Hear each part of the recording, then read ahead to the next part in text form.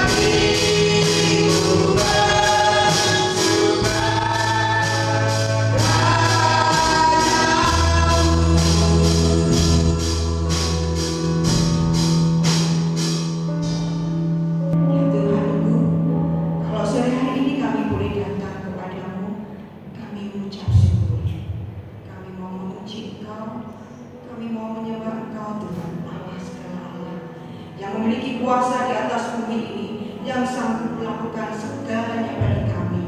Kami mengucap syukur ya Allah Yesus seperti Engkau. Terima kasih Tuhan, Kau yang sudah menyelamatkan hidup kami, Kau yang sudah membebaskan hidup kami dari segala dosa dan kutuk. Kami mau memuji Engkau Tuhan, meninggikan Engkau. Terima kasih Bapa, di dalam nama Tuhan Yesus, pujian, syukur, penyembahan kami hanya kepada-Mu. Amin. Kita terus memuji nama Tuhan, karena hanya Tuhan yang sanggup menolong kita, karena hanya Tuhan yang layak untuk dipuji. Tiap hari kita merenungkan kasih Tuhan. Bila aku renungkan kasih Tuhan,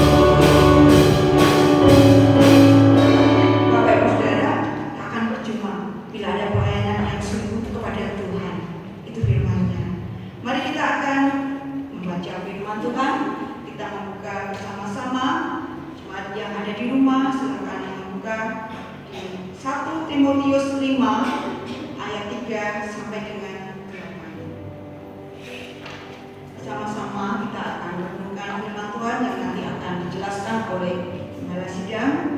Kita akan membuka firman Tuhan dari 1 Timotius pasal 5 ayat 3 sampai dengan 8. Saya akan menolong membacakan mengenai janda. Hormatilah janda-janda yang benar-benar janda.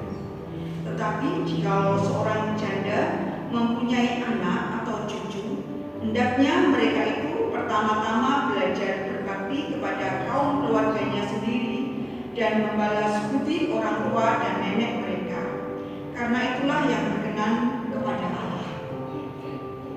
Sedangkan seorang janda yang benar-benar janda, yang ditinggalkan seorang diri, menaruh harapannya kepada Allah dan bertekun dalam permohonan dan doa siang malam.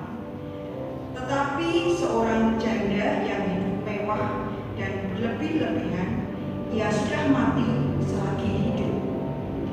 Peringatkanlah hal-hal ini juga kepada janda-janda itu, agar mereka hidup dengan tidak berjela.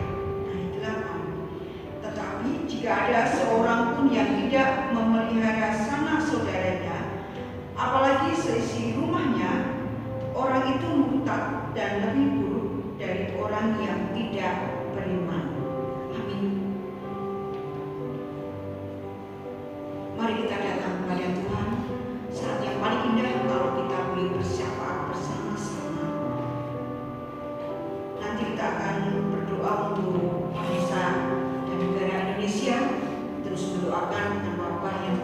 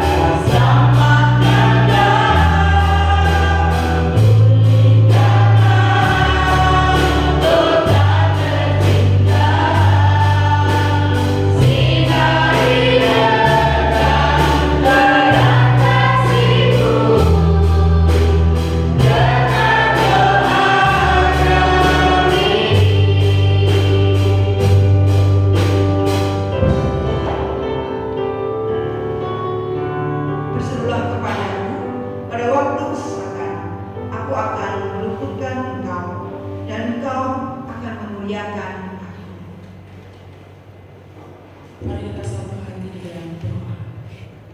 Nah Tuhan, saat ini kami bersama-sama dengan umat Tuhan di seluruh Indonesia ini, kami bersatu hati, kami merendahkan diri dan kami mau berdoa. Kami mau menangis, mau berdoa buat bangsa kami Indonesia, di mana bangsa kami saat ini mengalami satu suasana yang tidak baik, mengalami satu suasana yang mencekam di antara kami karena pandemi wabah corona yang terjadi. Dan saat ini kami terus berdoa Tuhan, di mana sesungguhnya kami semua sudah mengupayakan, di mana sesungguhnya pemerintah sudah mengupayakan cara-cara yang terbaik untuk memutus mata rantai penularan virus ini. Namun Tuhan, hari demi hari semakin banyak orang-orang yang terpapar akan virus corona ini. Kami mohon belas kasihan dari Tuhan. Kami mohon Tuhan kiranya Engkau memberkati supaya para medis, supaya orang-orang yang menangani ini dalam perlindungan pertolongan Tuhan, dan Tuhan memberkati supaya dapat memberikan obat-obatan yang bisa menolong untuk pasien bisa sembuh. Walaupun sampai saat ini belum ada obat yang ditemukan untuk penyakit ini, namun kami memohon Tuhan kepada Engkau, berikan untuk antibodi kekuatan imunitas tubuh bagi seluruh bangsa Indonesia ini, dan juga terutama mereka pasien-pasien yang terpapar. Kiranya Tuhan menolong dengan imunitas antibodi yang luar biasa Tuhan sudah ciptakan bagi setiap tubuh manusia ini. Biarlah kami sungguh akan memanfaatkan itu sebaik-baiknya Tuhan. Kami juga terus berdoa untuk setiap kebijakan pemerintah, biarlah seluruh masyarakat Indonesia ini akan mematuhinya, akan mentaatinya. Kami terus berdoa Tuhan juga untuk segala dana biaya yang diperlukan untuk penanganan wabah ini, supaya bangsa kami dapat melakukan dengan baik, supaya tidak terjadi kelumpuhan perekonomian, supaya tidak terjadi ekses di bidang-bidang yang lain.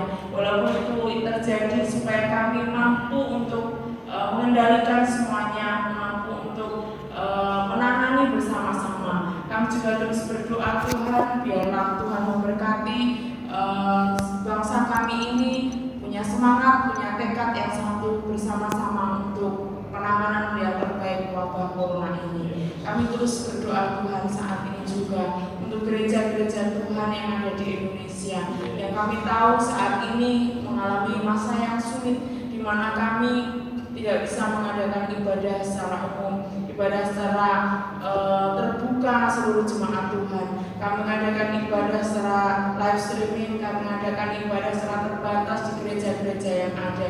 Tentunya itu merupakan satu tekanan yang luar biasa buat kami, bagi kami sebagai orang-orang percaya yang senantiasa rindu bersekutu, bersehati, berdoa, dan menyembah Tuhan di rumah Tuhan. Tetapi saat ini ada beberapa gereja, bahkan hampir seluruh Indonesia yang tidak bisa melakukan ibadah secara umum. Kami terus berdoa, biarlah kami semua tetap dalam iman kami, tetap kuat, tetap kokoh, tetap melekat di hadapan Tuhan. Walaupun kami harus beribadah di rumah kami masing-masing bersama dengan anggota keluarga kami. Biarlah masa-masa ini, biarlah masa yang berat bagi kami untuk ujian iman kami ini, kami bisa melalui bersama dengan tetap melekat kuat kepada Tuhan. Berkati gereja-gereja yang bahkan mungkin mengalami kesulitan keuangan karena keadaan ini. Tuhan, kami percaya Engkau yang mendirikan gereja, Engkau adalah kepala gereja, Engkau juga akan memelihara, akan mencukupkan segala dana operasional yang diperlukan hari lepas hari.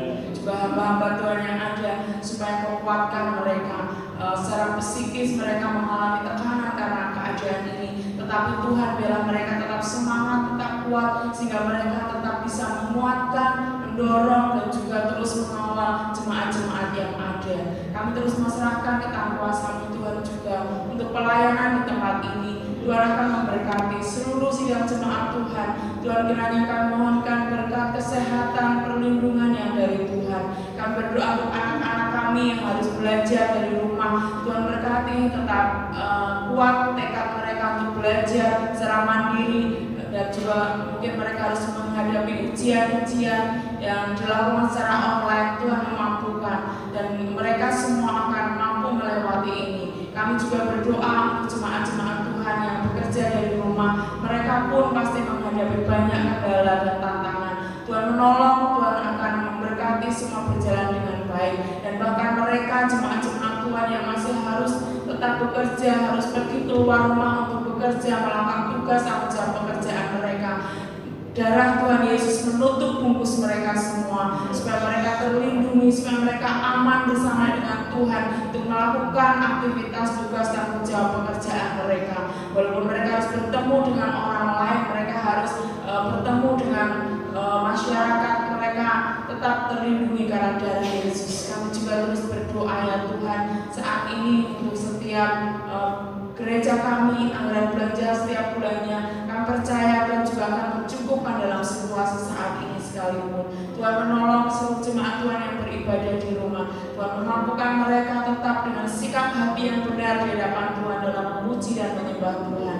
Dan kami mau serahkan ya Tuhan saat ini, jika ada dari saudara-saudara seiman kami di tempat ini yang mengalami kelemahan tubuh apapun Tuhan, kami mohon kesembuhan yang daripada Tuhan terjadi. Dan Tuhan akan terus memberkati. Saat ini Tuhan kami ucap syukur bersama karena kami boleh Tuhan izinkan untuk melaksanakan ibadah Jumat Agung dan ibadah Paskah. Ya walaupun dengan terbatas kami ucap syukur. Kami boleh menikmati masa ini dengan mengingat kembali pengorbanan Tuhan yang luar biasa itu semakin menguatkan dan mengokohkan iman kami. Terima kasih Tuhan. Inilah setiap seluruh doa kami yang kami perlaskan di dalam satu nama Tuhan kami Yesus Kristus. Amin. Amin. Kita mengucap syukur karena dalam segala hal apapun juga Tuhan kita tidak pernah meninggalkan kita. Berkat kemurahan-Nya senantiasa ada.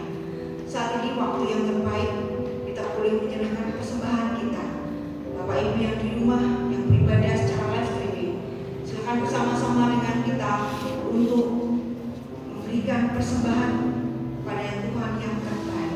Kita iringi dengan pujian berkat kemurahan.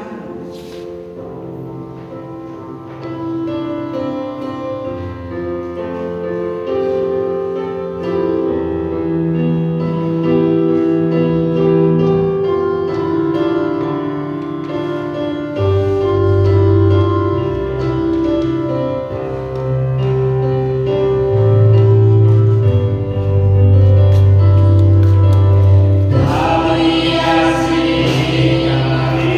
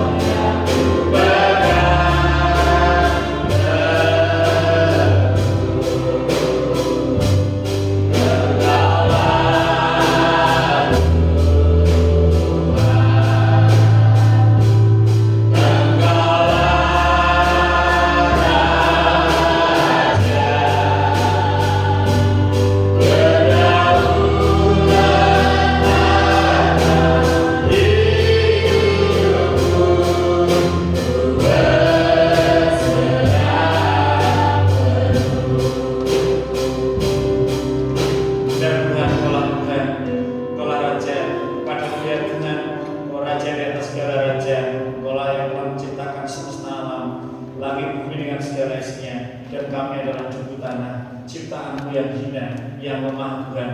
Oleh sebab itu, biarlah ketika Engkau mengangkat kami menjadi anak-anak Tuhan, Engkau sungguh-sungguh menjadikan kami sebagai orang-orang yang tunduk dan taat akan segala kebenaran firman Tuhan. Roh Kudus yang akan membimbing kami untuk semakin mengerti akan kebenaran firman Tuhan pada saat ini. Di dalam nama Tuhan Yesus Kristus. Amin. Selamat sore Bapak dan Saudara yang terkasih Tuhan Yesus. Jemaat Tuhan yang saat sedang mengikuti ibadah di rumah, biarlah Tuhan terus senantiasa memberkati. Kita terus berdoa Bapak Ibu. Keputusan yang berat memang harus kita ambil bersama-sama ketika kita harus biasanya beribadah bersama-sama di gereja dengan penuh sesak, ada suasana yang harmonis, ada suasana yang penuh kasih. Tetapi oleh karena ada wabah virus corona ini, biarlah sesaat ya kita beribadah di rumah, dan biarlah ini tetap terjaga iman kita bersama-sama ya, terjaga. Bersabarlah dan terus senantiasa berdoa kepada Tuhan supaya kita bisa bersama-sama mendukung pemerintah melewati bersama-sama wabah virus ini. Firman Tuhan yang akan saya sampaikan pada saat ini melanjutkan eksegesa 1 Timotius yang kemarin 1 Timotius 5 ayat 1 sampai 2, dan hari ini kita akan belajar 1 Timotius 5 ayat 3 sampai dengan yang ke-16 secara komplek. Nah, tanpa sengaja, tanpa diduga, tanpa saya rencana, ternyata hari ini kita juga akan memperingati hari emansipasi wanita. Dan khotbah saya pada saat ini tanpa diduga-duga juga mengenai wanita, meskipun khotbah saya berurutan. Ini membuktikan campur tangan Tuhan yang luar biasa. Tidak pernah saya rencanakan, tidak pernah saya duga, ternyata sore hari ini kita belajar tentang wanita juga. Hanya wanita yang akan kita pelajari pada saat ini adalah wanita-wanita yang single, ya, wanita-wanita yang single mom atau pelayanan kepada janda. Kalau kita berbicara mengenai janda, memang saya juga agak sangat menjaga ketika saya itu berbicara mengenai janda. Tetapi ketika sampai kepada firman Tuhan ini, ya mau tidak mau kita memang harus membicarakan status, salah satu status. Kalau status di Indonesia itu ada 4: kawin, tidak kawin, janda, duda. Betul ya, status itu ya. Nah Bapak Ibu, tidak seorang pun bercita-cita ingin menjadi seorang janda. Entahkah itu janda karena ditinggal mati oleh suaminya, ataupun memiliki status janda oleh karena terjadinya percekcokan di dalam keluarga yang mengarah ke kehancuran. Dan ada di dunia ini, di dunia sana yang ada yang namanya perceraian. Nah kemudian janda di dalam kehidupan masyarakat itu kemudian menjadi sesuatu yang lumrah. Janda adalah seorang perempuan atau wanita yang ditinggal mati oleh suami, atau mungkin karena status perceraian. Nah, kemudian menjadi fenomena ketika janda yang ditinggal oleh suaminya tinggal mati itu kemudian mungkin masih muda, gitu ya. Kalau di masyarakat Indonesia disebut sebagai janda kembang, seperti itu, masih muda, ya. Mungkin baru menikah, beberapa saat kemudian suaminya meninggal. Di Alkitab juga disebutkan bahwa di dalam Lukas pasal yang kedua ayat yang ke-36 sampai dengan yang ke-38 itu ada seorang perempuan yang berusia 84 tahun bernama Ibu Hana. Dia hanya menikah 1 kali dengan suaminya, menjalani kehidupan selama 7 tahun. Kemudian dia masih sangat muda waktu itu, tidak memiliki anak, tidak memiliki keturunan. Ini menjadi bagian berdasar di bulan minggu pertama bulan Desember, nanti sudah saya buat sedemikian saudaraku. Tetapi kemudian dia mengambil satu keputusan yang sangat bijak. yaitu dia menghabiskan seluruh waktu hidupnya untuk tidak bersuami lagi, tetapi dia membangkitkan seluruh hidupnya kepada Tuhan. Dia tinggal di bait Allah seumur hidupnya sampai usia 84 tahun. Kemudian dia seorang nabiah atau nabi wanita, dan dia diberi sukacita oleh Tuhan. Dia bisa menyaksikan bayi Yesus. Nah, Bapak Ibu, demikian juga dengan kehidupan janda di dalam suatu gereja, itu juga umum, lumrah. Kita mendapati ada banyak, termasuk ibu saya itu sudah menjadi janda sejak tahun 98. Jadi ibu saya sudah 22 tahun hidup menjanda setelah ditinggal oleh bapak saat meninggal, dan tidak menikah lagi, membesarkan anak-anaknya. Dan itu kemudian menjadi bagian dari sebuah perkumpulan orang-orang percaya, dan kadang-kadang juga menimbulkan satu penyesuaian sendiri di dalam gereja. Bagaimana gereja juga harus memperlakukan hal yang berbeda terhadap janda-janda. Karena memang firman Tuhan memperkatakan dan menasihati kita demikian. Nah, Bapak Ibu, ada 3 hal atau 2 hal yang akan kita pelajari pada saat ini. Yang pertama, menurut Rasul Paulus itu ada 3 jenis janda. Ada 3 jenis janda yang ada di dalam masyarakat lumrah. Yang pertama itu adalah janda yang benar-benar janda. Apa maksudnya janda yang benar-benar janda itu? Nah, janda yang benar-benar janda inilah yang prioritas utama itu patut dibantu oleh gereja. Ya, itu patut dibantu oleh gereja. Apa maksudnya janda yang benar-benar janda? Ayat-ayat berikut akan menolong kita untuk semakin mengerti apa itu kriteria dari janda yang disebut benar-benar janda.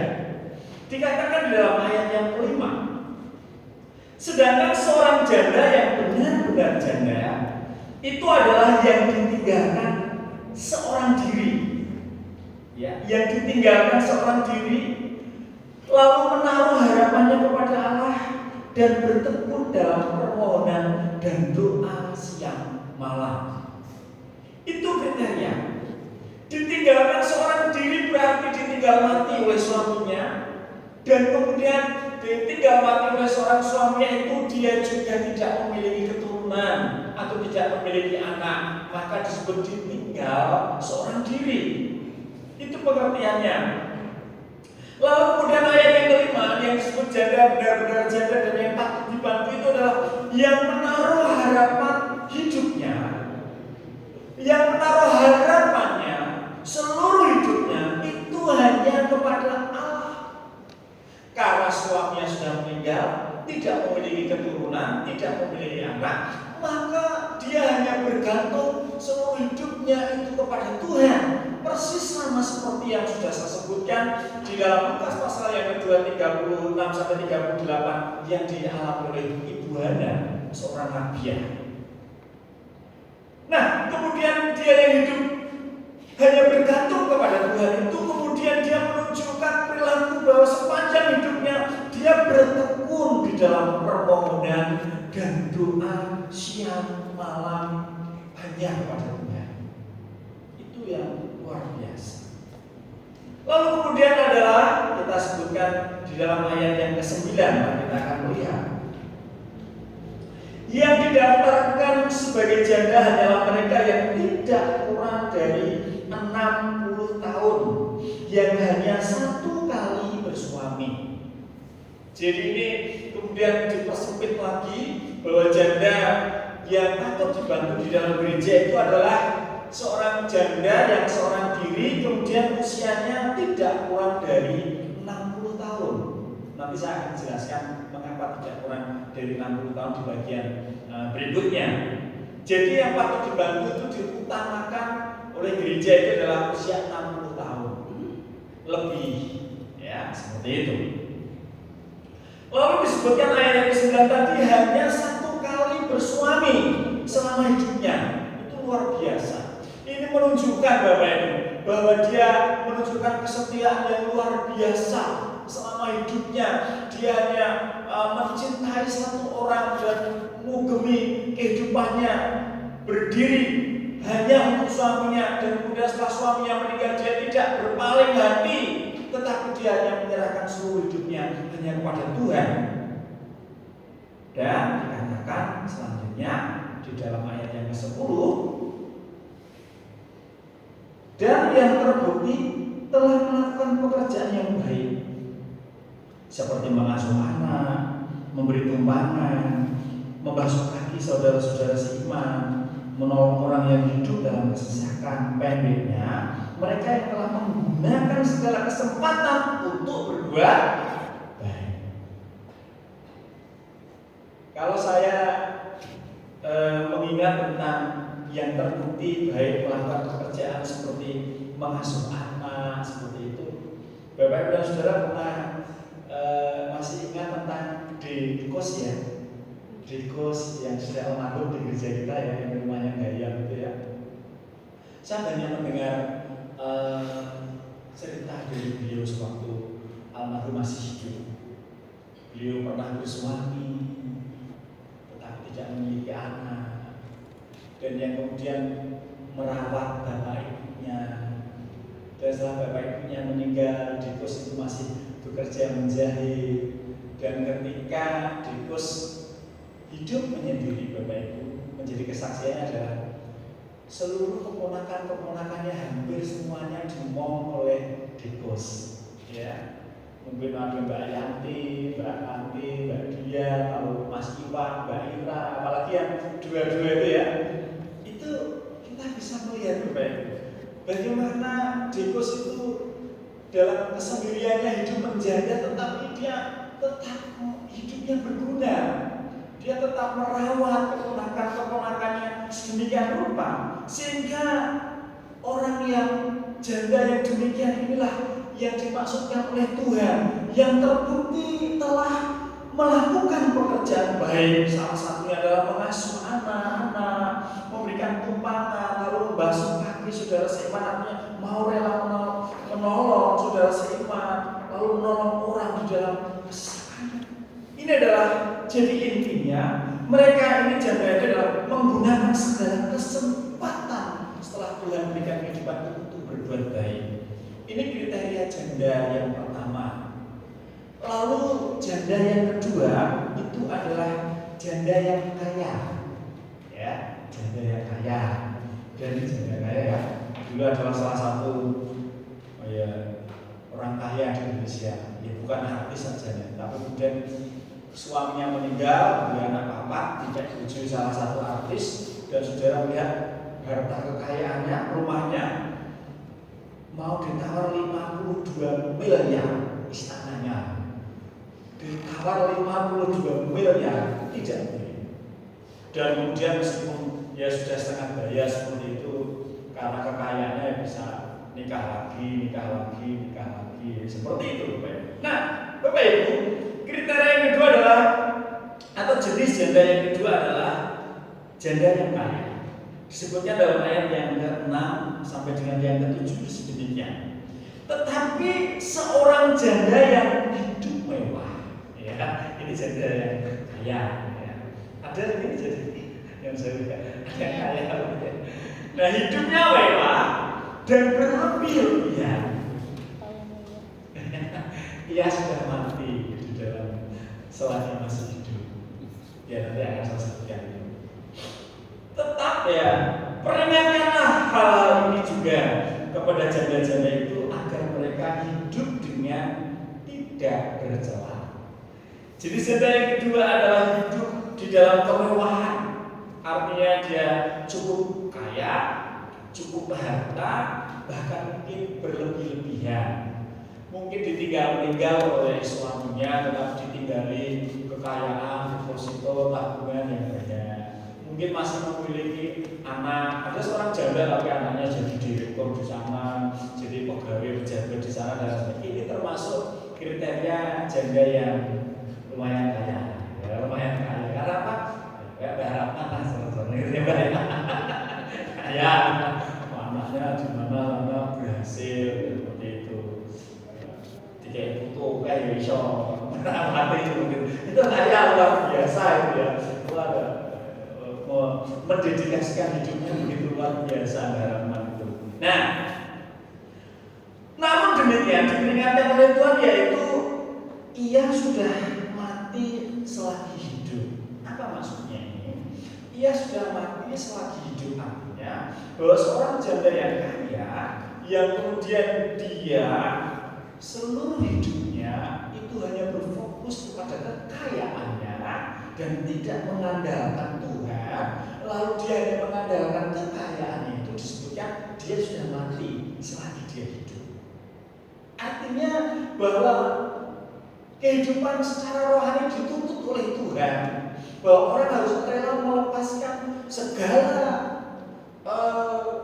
prioritas duniawi itu di atas segala-galanya harus dilepaskan ketika dia itu mau mengikut Tuhan.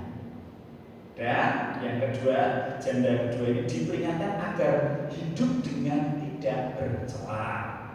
Diperingatkan agar hidup dengan tidak bercela di sini berarti bahwa janda yang hidup dengan segala kekayaannya ini hendaklah mempergunakan segala kekayaannya, menjaga hidupnya sendiri supaya dia tetap dapat menjadi teladan hidup yang baik, tidak mempergunakan kekayaannya untuk berfoya-foya dan untuk hal-hal yang tidak baik. Itu maksudnya.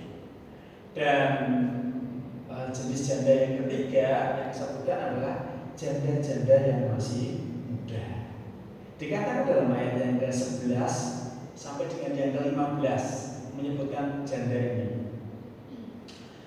Tolaklah pendaftaran janda-janda yang lebih muda. Nah, ini ada janda-janda yang lebih muda ya. Karena apabila mereka sekali digairahkan oleh keberanian yang menceraikan mereka dari Kristus, maka itu ingin kawin. Mereka itu ingin kawin. Dan dengan memungkiri kesetiaan mereka yang semula kepadanya, mereka mendatangkan hukuman atas dirinya. Lagi pula dengan keluar masuk rumah orang, mereka membiasakan diri bermalas-malas, dan bukan hanya bermalas-malas saja, tetapi juga meleter dan mencampuri soal orang lain dan mengatakan hal-hal yang tidak pantas. Karena itu, aku mau supaya janda-janda yang muda kawin lagi, beroleh anak, memimpin rumah tangganya, dan jangan memberi alasan kepada lawan untuk mengguru-gurukan nama kita. Karena beberapa janda telah tersesat mengikut iblis. Ya, janda yang menjadi janda yang ketiga itu penuh tantangan. Ya, penuh tantangan. Pergumulannya lebih berat karena secara fisik dia masih sangat muda dan kemudian dia sesungguhnya masih memiliki kesempatan yang banyak ya. Nah, jenis yang mengalami single mom seperti ini ketika ditinggal oleh suaminya ketika masih muda, maka harus lebih berhati-hati. Nah, sesungguhnya mereka yang disebutkan janda yang masih muda ini adalah masih produktif. Masih produktif itu dapat menghasilkan, bisa berkarya dan bekerja, serta ada banyak hal yang masih bisa dikerjakan. Itu yang dimaksudkan oleh ayat ini. Dan namun kemudian Rasul Paulus mengingatkan bahwa ada sisi kelemahan ketika mereka masih muda. Yang pertama, ya, dia tidak stabil, ya, kurang stabil mentalnya, ya, lebih tidak stabil, yaitu kadangkala ya digairahkan ketika digairahkan ingin kawin, ini tidak stabil seperti itu. Nah, kemudian diperingatkan bahwa ketika mereka digairahkan ingin kawin, kadangkala mereka kemudian mengambil jalan pintas ingin memungkiri. Mudah sekali mereka memungkiri imannya. Ada banyak ya, memungkiri imannya karena ingin kawin dengan orang yang tidak seiman, ya, seperti itu. Dan kadang-kala yang masih muda itu lebih suka bermalas-malasan. Maaf ya, ini mungkin ini yang dikatakan oleh Rasul Paulus, bukan saya ya. Ini sebutkan mereka lebih suka bermalas-malasan dan mencampuri urusan orang lain. Dikatakan itu dalam bahasa sini tadi yang meleter dan mencampuri urusan orang lain. Yang kata meleter adalah seperti, kalau bahasanya Paulus itu seperti mentok atau bebek, tahu ya? Mentok atau bebek itu tahu ya? Itu bahasanya meleter. Meleter itu kayak mentok atau bebek. Wah, seperti apa meleleh, seperti itu. Ya, kata meleter itu memang disanjur dari itu, yaitu bahwa kayak bebek, kayak mentok seperti itu. Dan itu nek tonggo-tonggone seperti itu. Jadi artinya ada hal-hal yang saat jadi bukan esensi, ada hal-hal yang tidak penting, tetapi kemudian suka ngomong. Ada karena dia ada banyak waktu bermalas-malasan, ada banyak hal yang diungkapkan seperti itu. Nah, dinasihati oleh Rasul Paulus bagi mereka yang masih muda ditinggal meninggal oleh suaminya itu untuk nikah lagi, orang pokok, jadi tinggal beroleh anak, lalu memimpin rumah tangganya. Dan yang paling bahaya dan kelima ini ada beberapa janda muda yang tersesat lalu mengikut iblis. Di sini artinya di dalam kejandaan mereka yang masih muda seperti itu kadangkala mereka mudah sekali digoyahkan untuk meninggalkan imannya atau murtad. Ini yang diperingatkan oleh Rasul Paulus. Nah, yang kedua yang terakhir adalah nasihat Rasul Paulus untuk memperhatikan janda. Ya, kita akan memperhatikan di dalam ayat yang ke-8.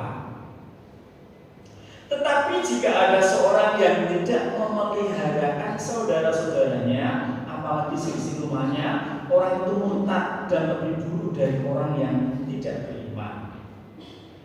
Nah, kenyataan adanya banyak janda yang ada di dalam gereja mula-mula seperti itu kemudian menjadi satu permasalahan tersendiri. Oleh Rasul Paulus kemudian menuliskan suratnya secara khusus kepada anak rohaninya Timotius ketika menggembalakan jemaatnya di Efesus, yaitu jika ada seorang yang tidak memeliharakan sanak saudaranya, apalagi seisi rumahnya, termasuk janda yang benar-benar janda yang benar-benar janda itu saya sebutkan kriteria janda yang pertama, yang di atas 60 tahun, yang menikah hanya 1 kali, kemudian tidak memiliki keturunan dan lain sebagainya. Nah, Rasul Paulus memperhatikan orang yang tidak memelihara sanak saudaranya, ia lebih buruk dari orang yang tidak beriman atau orang murtad. Artinya, kalau ada di dalam gereja janda yang benar-benar janda seperti itu, kita sebagai saudara seiman, meskipun kita itu tidak ada hubungan biologis kekeluargaan, tetapi kita adalah satu keluarga di dalam Tuhan, kita patut turut ambil bagian di dalam memelihara. Maka ketika saya melayani di tempat ini, kemudian saya lontarkan, yuk kita buka kotak diakonia. Gereja harus berperan, ya, gereja harus berperan. Gereja jangan hanya senang menerima persembahan dari jemaat, tetapi gereja tidak pernah berperan di dalam apa yang dirasakan oleh jemaat. Ini harus dihindari. Makanya ketika saya katakan buka kotak diakonia, satu keluarga, satu instan dalam 1 bulan, gerakkan. Kalau sekarang ini mulai rada kendor Bapak Ibu, gerak, ayo.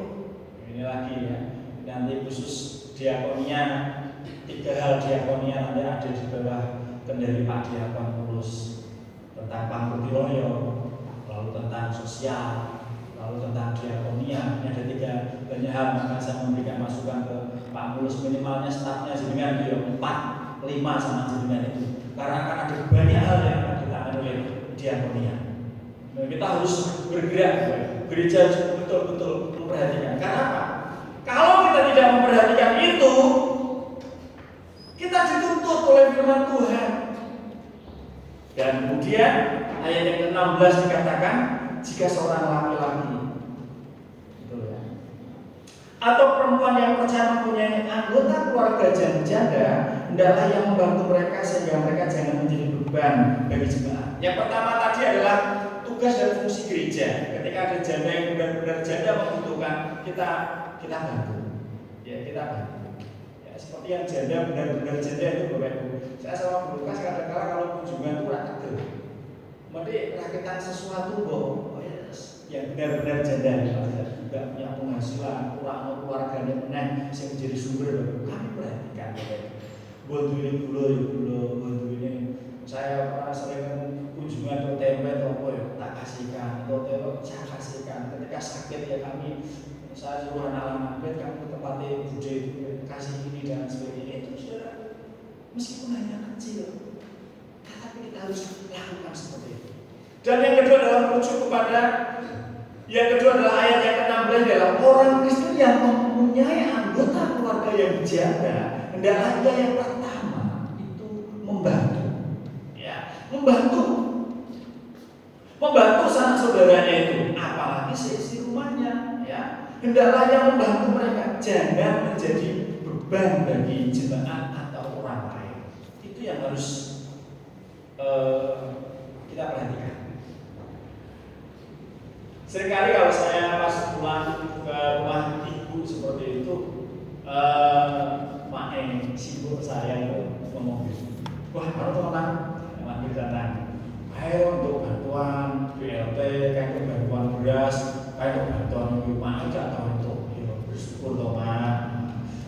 Rumahnya juga, waduh, butuh kasar jadi kurang jadi mampu waduh itu tuh serapot. Mae masih punya anak saya, Mae masih punya Tuhan Yesus, ya, seperti itu. Jadi saya kepada ibu saya kemudian supaya ibu saya itu meskipun sudah 22 tahun menjaga itu tidak merasa kecil hati dan lain sebagainya, tidak merasa takut dan lain sebagainya. Saya berpikir dua anak dibantu. Ya. Kemudian ibu saya pengen rumah seperti itu, kesalahan gue rumah kayak rumah Bono di rumah dan lain sebagainya. Jadi ibu saya malah sekarang menggoni rumah tembok semua itu juga rumah lurus. Jadi dia bilang, Pak harus merasa repot-repot di rumah, paling senang kamu kan di rumah kok kan kita sampai kayak iseng kayak merasa itu Tuhan memberi yang terbaik, merasa takut khawatir mengenai listrik piye, panen piye dan lain sebagainya. Dan ibu saya dalam hal memberi di dalam gereja, di gereja asal kami, ibu saya luar biasa. Selalu cerita, iki ono semen lumayan, masih sisa mbang semen saya, ono Natalan amplop lumayan. Oh berarti ini. Semenjak ibu saya menerima Yesus tahun 2006 juga bisa kemudian memiliki perilaku hidup mulai dengan luar biasa. Meskipun dia hidup menjanda tetapi tidak merasa miskin atau berkekurangan karena memiliki anak-anak yang memperhatikan. Itu yang dimaksudkan oleh Rasul Paulus demikian. Kita harus memperhatikan anggota keluarga yang ada anggota keluarga yang janda. Dan ayat yang ke-16 bagian B dikatakan, dengan demikian jemaat dapat membantu mereka yang benar-benar janda. Artinya begini, kalau ada seorang janda yang masih memiliki anak atau famili, masih memiliki keluarga besar, bagian yang kedua tadi dia harus bertanggung jawab nomor satu, supaya gereja itu benar-benar bisa memusatkan diri untuk memberikan bantuan yang benar-benar janda. Nah itulah Bapak Ibu, yaitu yang lebih dari 60 tahun yang hidupnya sungguh-sungguh bergantung kepada Tuhan yang hidupnya. Nah bagaimana dengan pelayanan kita? Sudahkah kita turut memperhatikan kehidupan para janda yang betul-betul janda dan yang membutuhkan? Nah mari saat ini kita berbagi, mulai dari hal yang kecil, yang sederhana, yang sudah saya lontarkan, dan itu dimanapun saya melayani itu sungguh sangat menolong Bapak Ibu. Meskipun hal kecil itu bergotong royong saudara. Mungkin saudara tuku bakso sak keluarga saya ketemu satu enteng dan sebagainya. Tetapi bagaimana ketika satu keluarga di sini ada berapa 65 kakak misalnya, kita minimalkan misalkan mengumpulkan 1 mie instan itu paribasa. Gerakannya seperti itu.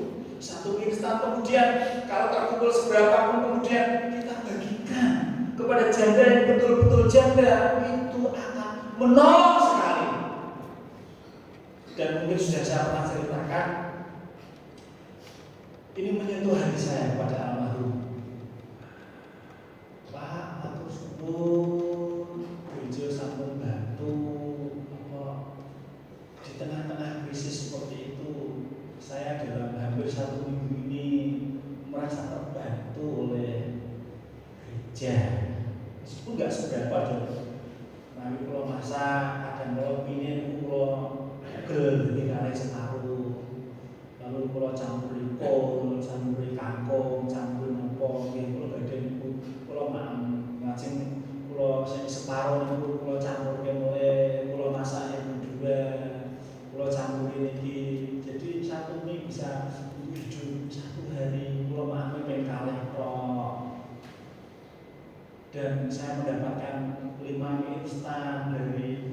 gereja saya begitu sampai kemudian pas habis, pas ada berkat lagi. Akhirnya siapa saya tak pesan saudara. Sementara kadang-kadang kita menyia-nyiakan makanan rantai, saya kadang-kadang paling marah kalau anak saya makan itu, mau sampai buang makanan. Kalau ketika saya mengalami hal seperti itu, saya tersentuh. Kita kadang-kadang makanan nggak suka dicolek sini tok, makanan nggak suka jadi ngom. Akhirnya rondo-rondo hidupnya bergantung kepada Tuhan itu betul-betul seperti itu. Dan makanya di kepanitiaan perancang yang akan datang ini bahwa kita akan ada banyak lebih berbuat baik. Makanya saya rindu di wabah COVID yang sedang merebak ini, bahkan kita prediksinya sampai akhir Mei sampai Juni ya Bapak Ibu ya. Waduh, sudah 1 bulan nggak kebagian. Gereja-gereja pada nggak kebagian, masih 1 bulan kalau lebih seperti itu saudara. Mereka juga kerja di rumah kan, saudara. Bantuan paling yo seperti itu dimakan sedorong-dorong tak. Terus selanjutnya bagaimana? Makanya saya juga memikirkan kira-kira nanti ada jemaat-jemaat yang punya berkat lebih pada saat THR. Iki ya kayak sekarang mau THR. Benda yang menerima THR, Bapak Ibu. Saya mengetuk pintu hati kita semua. Yuk kita gerak lagi, yuk kira-kira seperti itu. Nanti Pak Diakon akan. Wis perjalanan 1 juta segini. Siapa yang Mas Yudo perjalanan 1 juta. Wis kok kira tambahin piro meneh. Yuk kita gerakkan.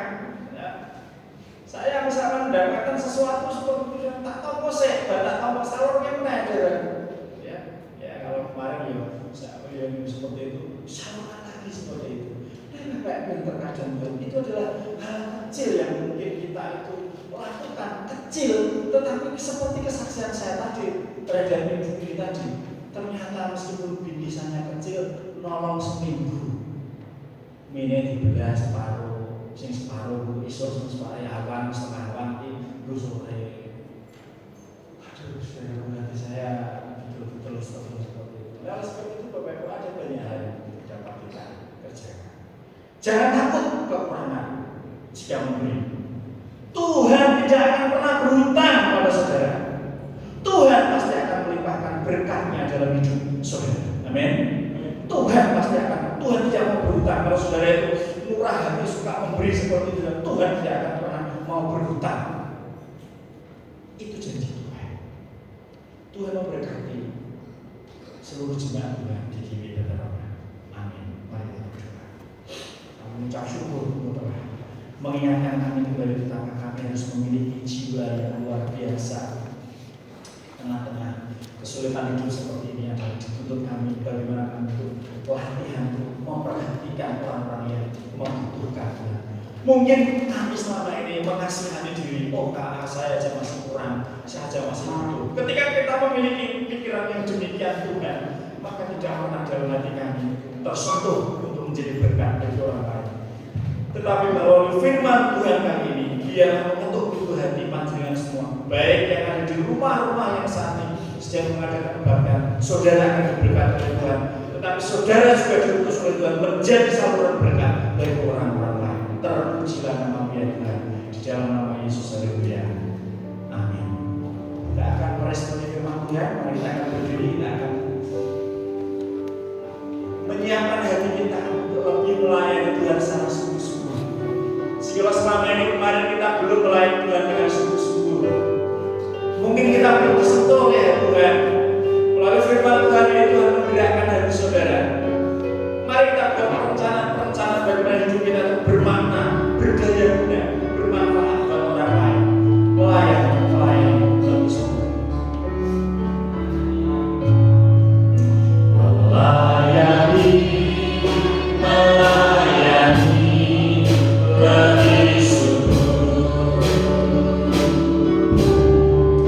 Melayani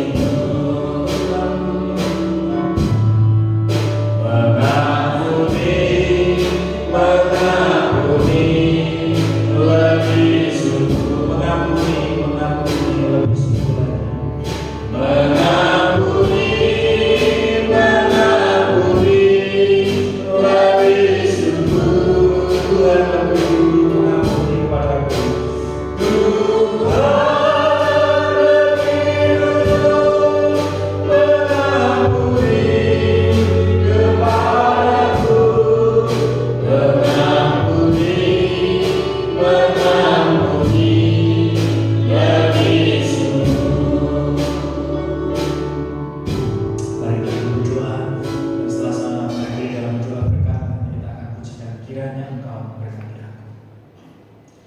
Kami mengucap syukur Tuhan yang telah memberkati ibadah kami. Engkau telah memberkati keluarga-keluarga dan rumah tangga yang saat mengadakan ibadah di rumah-rumah.